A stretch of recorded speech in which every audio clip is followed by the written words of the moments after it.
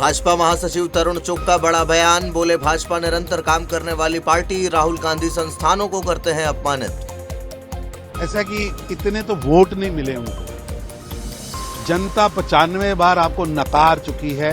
आपकी नालायकी, आपका नुस्खियापन जनता लगातार अस्वीकार कर रही है। और विदेशी टूल किट के तहत भारत, भारतीयता, भारत के सनातन, भारत के इंस्टीट्यूशन, भारत के प्राउड को अपमानित करने का, दाग डालने का षड्यंत्र राहुल गांधी रच रहे हैं। बीजेपी सांसद राजू बिस्ता का टीएमसी पर बड़ा हमला, बोले मेस्सी इवेंट की अफरा तफरी से बंगाल की छवि खराब, कानून व्यवस्था और भ्रष्टाचार उजागर। जो भी घटना घटी है बहुत दुर्भाग्य है और इसके कारण पश्चिम बंगाल की बदनामी हुई है और इसका हमें खेद है। लेकिन ये दुर्घटना ने फिर एक बार उजागर किया है टीएमसी सरकार और टीएमसी का जो प्रशासन है, उनका भ्रष्टाचार और उनका लॉ एंड ऑर्डर से लेकर के वो अतिथियों का किस तरह से स्वागत और सम्मान करते हैं, एक बार फिर टीएमसी सरकार ने दिखाई है। देखिए, पश्चिम बंगाल जाना जाता है अतिथि के स्वागत के लिए और सत्कार के लिए, और जो है पश्चिम बंगाल जाना जाता है, इसको हम जो है देश का फुटबॉल का कैपिटल मानते हैं।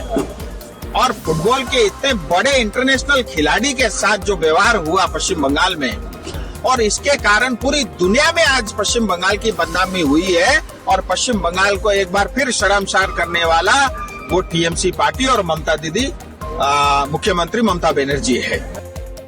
केंद्रीय मंत्री पंकज चौधरी का प्रदेश अध्यक्ष चुनाव पर बड़ा बयान, बोले चुनाव पर घोषणा कल, हर दायित्व निष्ठा से निभाते हैं सभी कार्यकर्ता।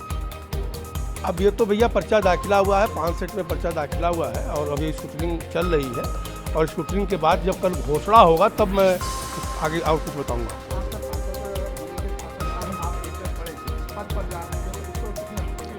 निश्चित तौर से कोई पद बड़ा और छोटा नहीं होता, जो दायित्व मिलता है उस दायित्व को पार्टी का कार्यकर्ता होने के नाते पूरा तन मन धन से हम लोग उसको निभाते हैं।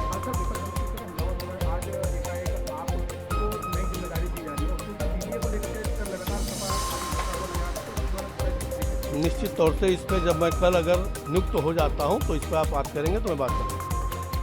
बीजेपी सांसद सुधांशु त्रिवेदी का ममता सरकार पर निशाना, बोले साल्ट लेक स्टेडियम अव्यवस्था से हर भारतीय शर्मिंदा, इंडी गठबंधन नेताओं का चरित्र आया सामने।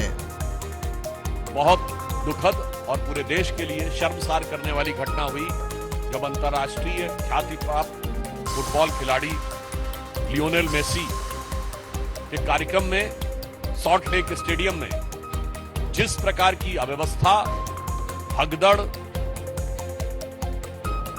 और वितंडावाद हुआ, उससे सिर्फ कोलकाता नहीं, पश्चिम बंगाल नहीं, हर भारतीय का सर शर्म से झुक गया। पश्चिम बंगाल की मुख्यमंत्री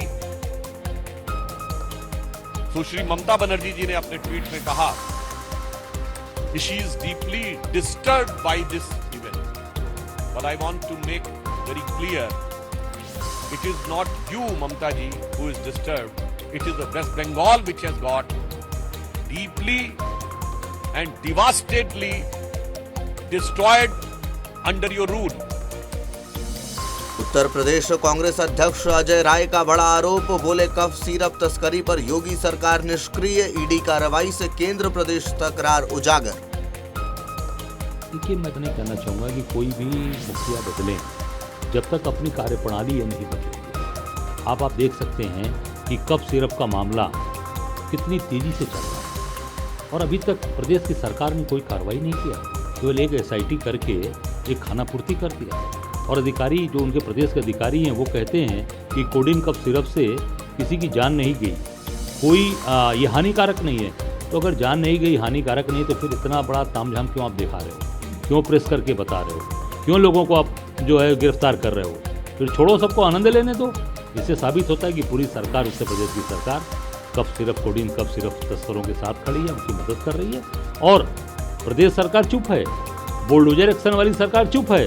केंद्र की सरकार के द्वारा उसमें ईडी को भेज दिया गया, सबके घर पे ईडी के छापे पड़ रहे हैं। इससे साबित हो रहा है कि प्रदेश और केंद्र में जो तनाव है वो सामने आ गया